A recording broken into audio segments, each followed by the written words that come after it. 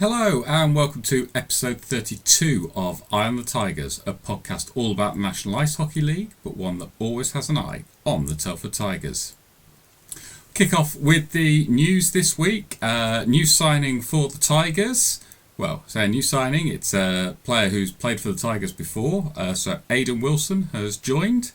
He played at the back end of last season for the Tigers. So last season played 6 games. No goals and an assist in that time. So welcome back, Aidan. Looking forward to you playing. Well, looking forward to playing. He's already played and iced over the past weekend, but looking forward to him playing and making an impact for the team and putting up some points. So welcome, Aidan, and good luck.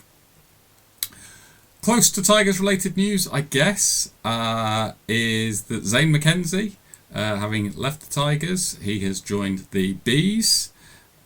So far this season, he played 24 games at the Tigers, 1 goal and 5 assists for 6 points, and also picked up 6 penalty minutes.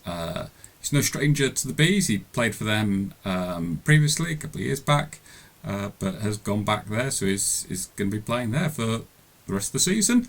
As far as I know, he's still on the two-way with Nottingham Panthers as well, so perhaps get some ice time there as well. Hull Seahawks, it's been a player out and a player in, so Bobby Young has left the Seahawks. In his time there, it was 24 games played, 8 goals and 15 assists, so 23 points, so just under a point a game. And there was also 22 penalty minutes in his 24 games. So he left pretty quickly. I think within a day or so, a new signing was announced. He's a familiar player to the league, but new for the Hull Seahawks. So Owen Sobchak, best known perhaps for icing with Bristol Pitbulls last season. And if he can produce that form, then Hull are probably going to be reasonably happy, I would say. So last season for Bristol, it was 37 games played. 22 goals and 28 assists, which if I can count makes 50 points. So what's that? That's about 1.3 points a game, somewhere in that kind of region, which is healthy. And he also picked up 20 penalty minutes. So a couple of changes there in terms of non-British trained players for Hull Seahawks. Results time.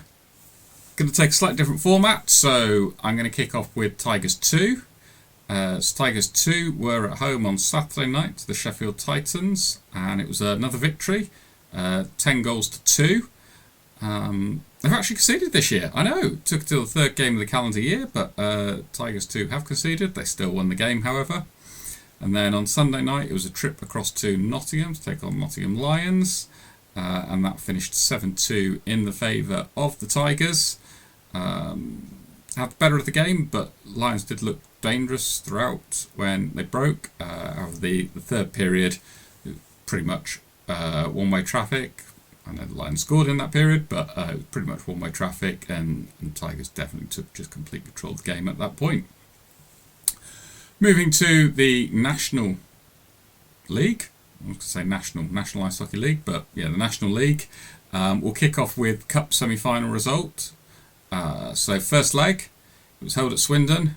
Tight game, as I think everybody had predicted, but the Wildcats did end up running out winners. A really late goal to secure them a 3-2 victory. So all to play for when that goes back to Milton Keynes in 2-3 weeks' time. I can't remember exactly which it is off the top of my head. That was the Friday night, but there was also league action Friday night as the Tigers travelled up to Leeds. The Tigers scored first, and that was as good as it got, unfortunately. 3 goals in the second period for the Knights, and coupled with 2 empty net goals right at the end, meant that the Leeds Knights started their weekend with a 5-1 win at home. Tigers stayed with them for a lot of the game, but kind of always felt as though Leeds were going to end up winning the game, I thought. We could have pressure, but just never felt as though we were going to sort of score a second or a third time or anything such as that. Saturday, Tigers on the road again, travelled down to the Wildcats, 0-0 at the end of the first period, 0-0 at the end of the second period.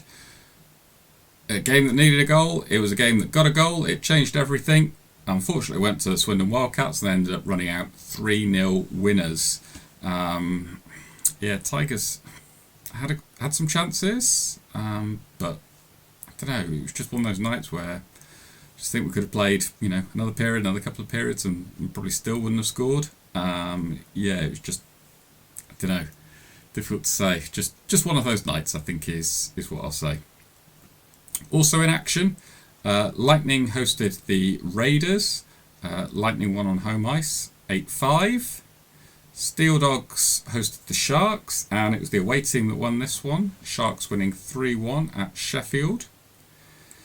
Seahawks hosted the Bees. It looked very comfortable for the Seahawks at one point. Then the Bees scored some goals, and it went to overtime. 5-5 heading into overtime, but Seahawks took the 2 points in overtime, so a 6-5 win.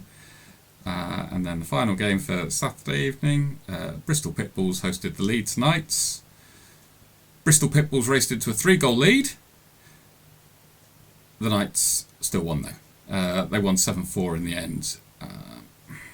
I think it just says everything you need to know about Leeds. I mean, I could probably sound wrong, but I know it was against Bristol, but giving up 3-goal leads to teams and still going back and winning sort of fairly comfortably. There's not many teams that can do that.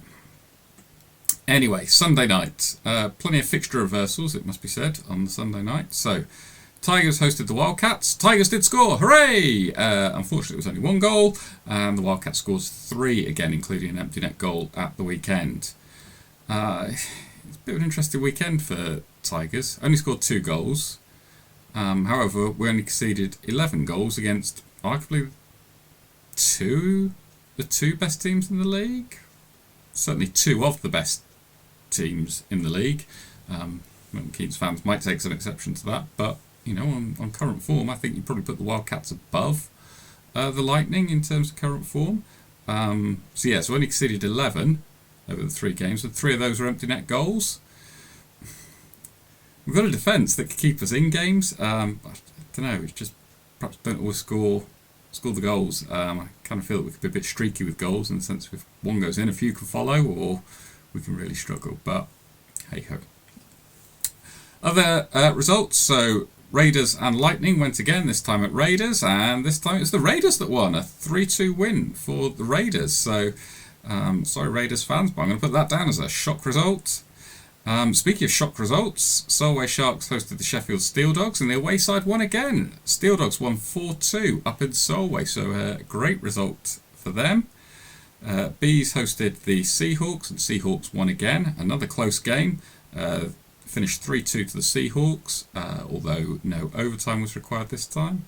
And last but not least, Peterborough Phantoms hosted Bristol Pitbulls, and it finished Phantoms 7, Pitbulls 3. So in terms of results of the weekend, the Raiders beating the Lightning is tempting, but I'm actually going to go for the Steel Dogs beating the Sharks. Not many teams recently have had much success up in Solway. In fact, it was just last weekend that Leeds lost to Solway on penalties. So for the Steel Dogs to go and win there, quite a result. So I'll give them results of the weekend. Upcoming weekend, it all kicks off Friday night, and what a way to start the weekend. It's a top of the table clash. Leeds Knights host the Milton Keynes Lightning. Leeds win. They've won both previous fixtures between these two at Leeds. Milton Keynes really struggling on the road at the moment. I'm sure this is going to come back and bite me, but it's going to be a win for Leeds. Saturday night, Tigers host the Bees. Tigers to win. Lightning host the Phantoms. Lightning will win. Raiders host the Pitbulls. Raiders to win that one. Steel Dogs host the Seahawks. Seahawks will win. And Wildcats host the Sharks. I'm going to go for a Sharks win. This is the kind of game that, it's the kind of game where I just feel that, Swindon can get turned over. So I'm going to go for it. I'll go for a Sharks win. And I promise that is nothing to do with the fact that they beat us twice past weekend. I think the Sharks will win. Sunday night, Bees host the Tigers. Tigers to win. Pitbulls host the Sharks. Sharks will win. They'll do a 4-point weekend down the southwest. Seahawks host the Wildcats. Wildcats will win. Raiders host the Knights. Knights to win. And Phantoms host the Steel Dogs. Phantoms to win. So, there's my predictions for the upcoming week. As always, get in contact, leave me a comment, let me know what you think of my predictions, share yours. I'll be back with episode 33, same time, same place next week. Until then, bye for now.